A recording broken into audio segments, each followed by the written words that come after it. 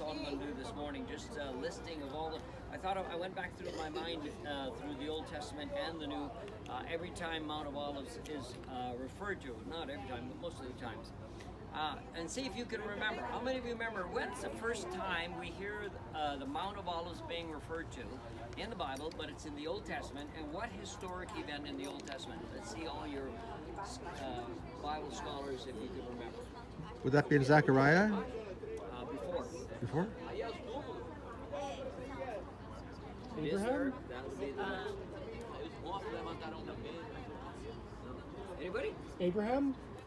No, not quite that far back. I'll give you 10 seconds. 10, 9. Daniel. Pardon me? Daniel? No, it's Numbers and Daniel. It's mentioned when David is leaving the city after the revolt by Absalom. And 1 Samuel 15:30. And David comes out of the city, and the city of David, Barrett, you pointed out the city of David over there, right? No, I haven't. Okay, we'll be there tomorrow, right? And through his guys, tell us that tomorrow. City of David is tomorrow. Tomorrow. So City of David, it's over this way. Difficult to see from here. But when Absalom revolted against David, David was forced to flee the city, and he ended up heading towards the Jordan Valley and going east. And it says in 1 Samuel 15:30, but David continued up the Mount of Olives. So he left the old city, the city of David, came up here, and it goes on to say, weeping as he went. And of course, I mean, it was a traumatic experience for him. His own son is out to kill him. And he said his head was covered and he was barefoot. It was the fact that he was grieving. And all the people with him covered their heads too and were weeping as they went up. So that's the statement that the first mention of Mount of Olives in the Bible in the Old Testament. The second, of course, it's mentioned a number of times during the ministry of Jesus. And probably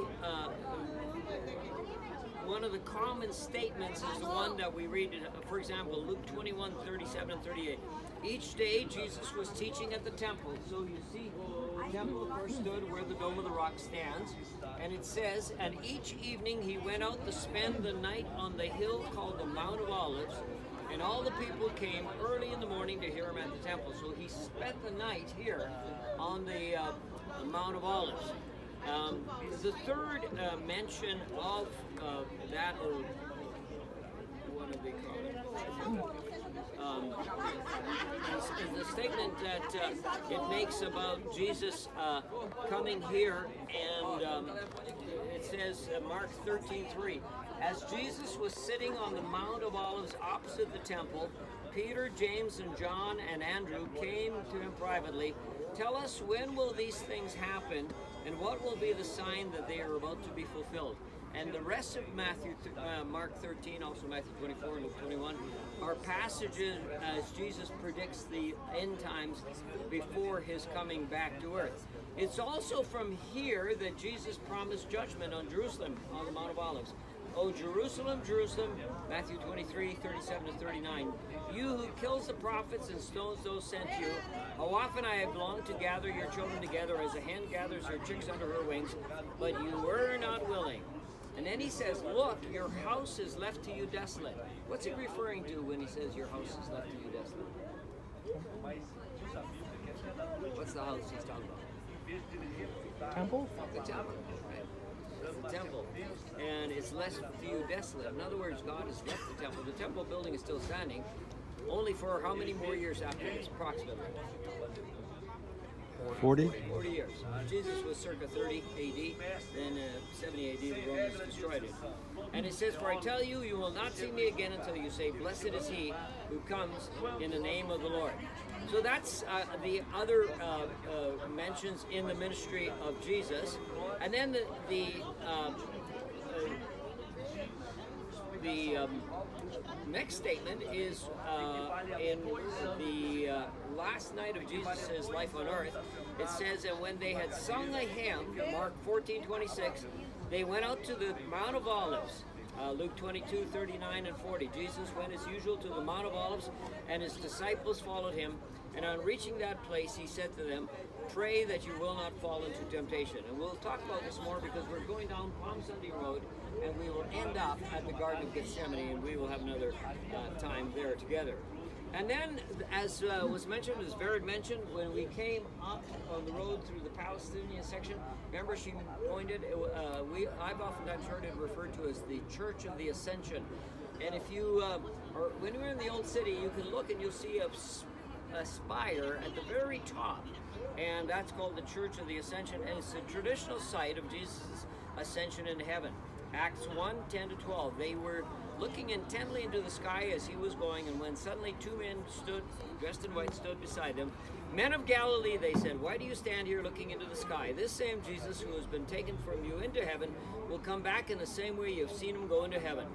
And then they returned to Jerusalem from the hill called the Mount of Olives, a Sabbath day's walk from the city. Now I've heard two different lengths for Sabbath day's journey.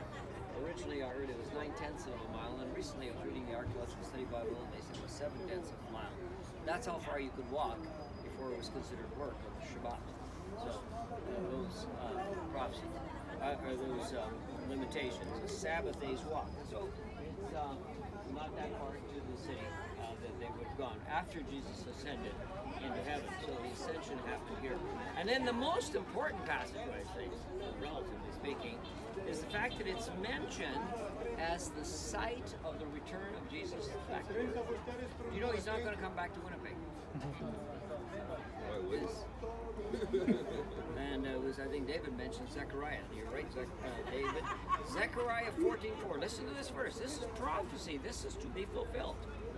"And on that day, his feet will stand on the Mount of Olives."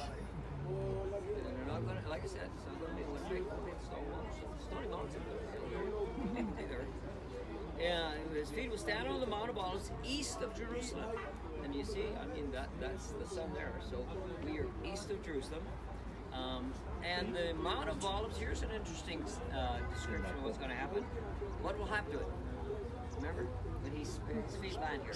Splits the mountain in two. The mount splits in two. It says, "And the Mount of Olives was split in two from east to west, forming a great valley, with half the mountain moving north and half moving south." So we might be right in the seismic